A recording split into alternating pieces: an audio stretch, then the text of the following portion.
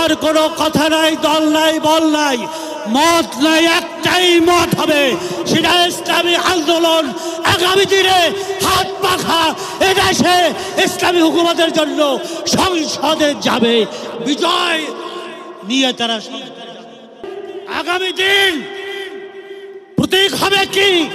একমাত্র ইসলামী আন্দোলনের হাত পাকা প্রতীক ছাড়া এদেশবাসী আর কোন মার্কায় ভোট দেবে না ইনশাআল্লাহ। ইসলামী আন্দোলন বাংলাদেশ কর্তৃক আজকের এই যে বিশাল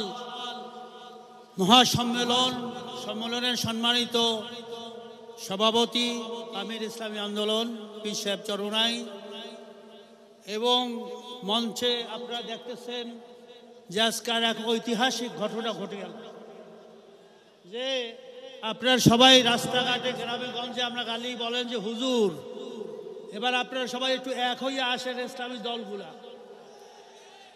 এবার আমরা ইসলামের পক্ষে ভোট দেব, সবাই এক হয়ে আসেন। আমাদের মিডিয়া ভাইরাও দেখছি বলছে যে আসেন হুজুর, আপনারা এক হয়ে আসেন, সবাই এক হয়ে আসেন, এবার ইসলামের পক্ষে একটা বাক্স ইসলামী আন্দোলন তথা আমির তিনি ঘোষণা করছেন, কি ঠিক কিনা? প্রথম ইসলামের পক্ষে একটা বাক্স ইসলামী আন্দোলন ঘোষণা করছে, কি করে নাই? সেই উপলক্ষে আমাদের আজকাল সেইটা প্রকাশ্যে আম পাকছে।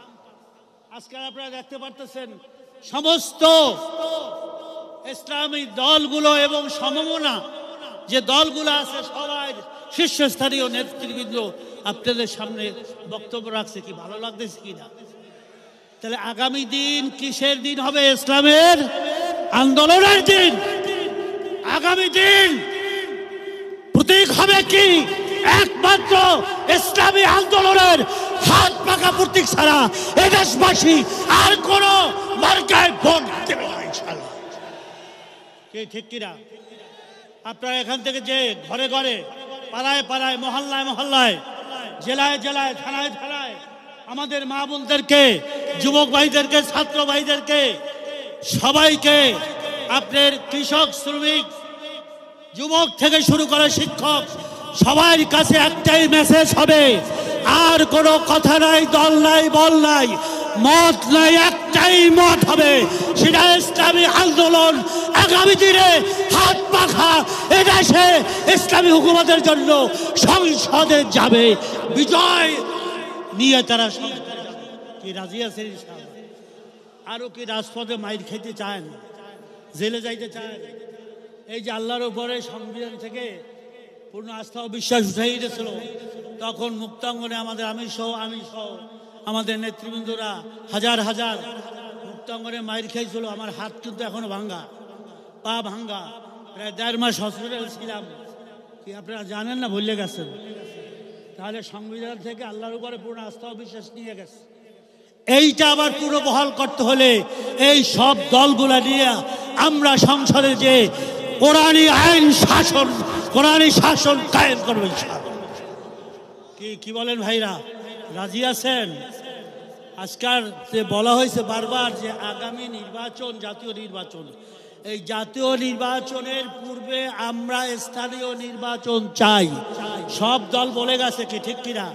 আমরা আগে যাচাই করে দেখি বর্তমান নির্বাচন কমিশন এবং আমাদের অন্তর্বর্তীকালীন সরকার কেমন নির্বাচন উপহার দেয়, সেটা জাতীয় নির্বাচন দিয়ে একটু আমরা প্রাথমিকভাবে পরীক্ষা করব, তারপর জাতীয় নির্বাচন। এবং আমরা পিয়ার সম্পর্কে সবাই বক্তব্য দিয়েছে, আপনারা জানেন। তারপরে বিচার করতেই হবে খুনিদের বিচার কিন্তু এখনো দৃশ্যমান হয় নাই। খুনিদের বিচার না হলে আবার ফ্যাসিস্ট জালেম এই ফিরাউন হাসিনার যারা দোসর, যারা উত্তরসূরি, এখনো ঘাপটি মেরে বাংলার জমিনে তারা চুপ করে আছে, তারা একজনে জাগ্রত হবে। এজন্য এদেরকে ফাঁসির কাছে ঝুলাইতে হবে এবং দৃষ্টান্তমূলক শাস্তি দিতেই হবে। সবাই রাজি আছেন কিনা বলেন? আল্লাহু আকবার। সংগ্রামী ভাইয়েরা আমার, আর একটা হয়েছে সংস্কারের কথা সবাই বলছে। সংস্কার ছাড়া কিন্তু কোনো নির্বাচন হতে দেওয়া যাবে না। কি সংস্কার লাগবে কি লাগবে না? না আগের মতো আমরা সেই নির্বাচন করব? তাহলে সংস্কার মাসবি, প্রয়োজনীয় সংস্কার ছাড়া আমরা নির্বাচনে যাব না। কি আপনারা সবাই একমত কিনা বলেন? এই জন্য সংস্কার চাই। এবং নির্বাচনে কোনো পেশি শক্তি, কোনো কালো টাকার মালিক কেউ দেখাবে, ক্ষমতা দেখাবে, লুটপাট করবে, মারপিট করবে, ওখানে আপনার গুন্ডামি করবে। এই গুন্ডামি আগামী নির্বাচনে কি আমরা নির্বাচন কেন্দ্রে করতে দেব কি দেব না? এই জন্য আমাদের শিশারা প্রাচীরের ন্যায় ঐক্যবদ্ধ থেকে এটা প্রতিহত করতে হবে। কারা কারা রাজি আছেন? আল্লাহু আকবার বলেন।